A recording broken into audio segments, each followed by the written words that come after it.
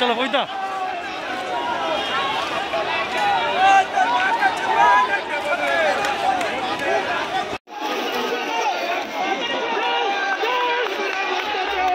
চলো বইটা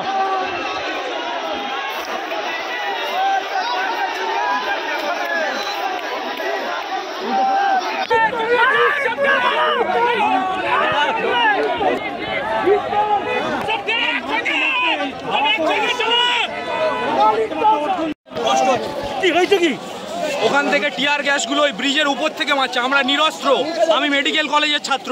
আজকে ডাক্তারদের সাথে এই ব্যবহার করছে এই রাজ্যের মুখ্যমন্ত্রী নির্লজ্জ। শান্তিপূর্ণ মিছিল করা হয়েছে, কোনো নিরস্ত্রভাবে আমরা এসছি। ওখানে গিয়ে পুরো একদম একভাবে সমানে টিয়ার গ্যাস ছুঁড়ে গেল। পুলিশ তো জল কামানো ছুটছে, জল কামান সমানে জল কামান এখনো স্টিল না।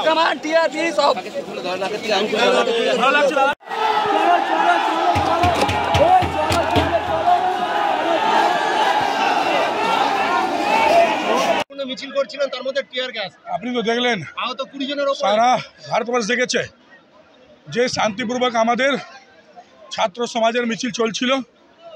ঠিক হেস্টিং পৌঁছাতে টিয়ার গ্যাস রবার বুলেট চালাতে আরম্ভ হয়। টিয়ার গ্যাস রবার বুলেট থেকে আমাদের প্রচুর লোক আহত হয়েছে। অর্জুন সিংজিকে টার্গেট করে রবার বুলেট মারা হয়েছে। ওনাকে এখানকার পুলিশ টার্গেট করে রবার বুলেট মেরেছে এবং টিয়ার গ্যাস তো মেরেইছে। পুরোপুরি টার্গেট করে অর্জুন সিং বলেছিলেন, আমি ভারতীয় জনতা পার্টি নেতা নয়, আমি একজন মেয়ের বাবা, আমি একজন বোনের দিদি হিসাবে আমি এখানে এসেছি। আমরা চাই কি যারা এই ধর্ষণ এবং মার্ডার করেছে তার শাস্তি হোক, তাকে ফাঁসি হোক। মমতা বন্দ্যোপাধ্যায় রাস্তা থেকে সরে যাক। এই ধামাচাপার যে ব্যবস্থা উনি করছেন, 21টা ওকিল দিয়ে সুপ্রিম কোর্টে মামলারকে আটকানোর যে চেষ্টা করছেন, তার প্রতিবাদে অনেক লোক আহত হয়েছে। ভারতীয় জনতা পার্টির শুধু নয়, পুরো বাংলার যত ছাত্র সমাজের লোক এসেছিল সবাই আহত হয়েছে। ওদের অস্ত্রই তো টিয়ার গ্যাস, আর কোন অস্ত্র আছে? সোজা হাঁটতে থাক। আচ্ছা যেতে তো আছি।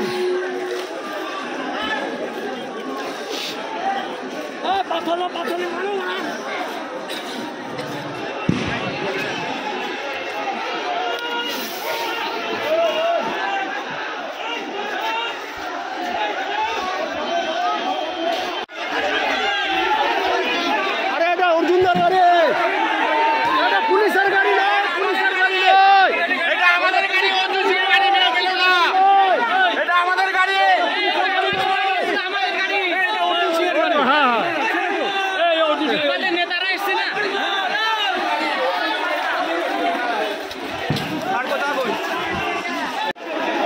ছবি করছি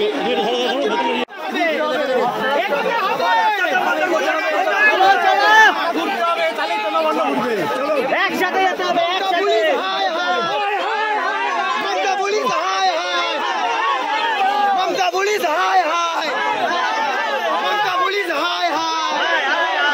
মমতা পুলিশ হায় হায়।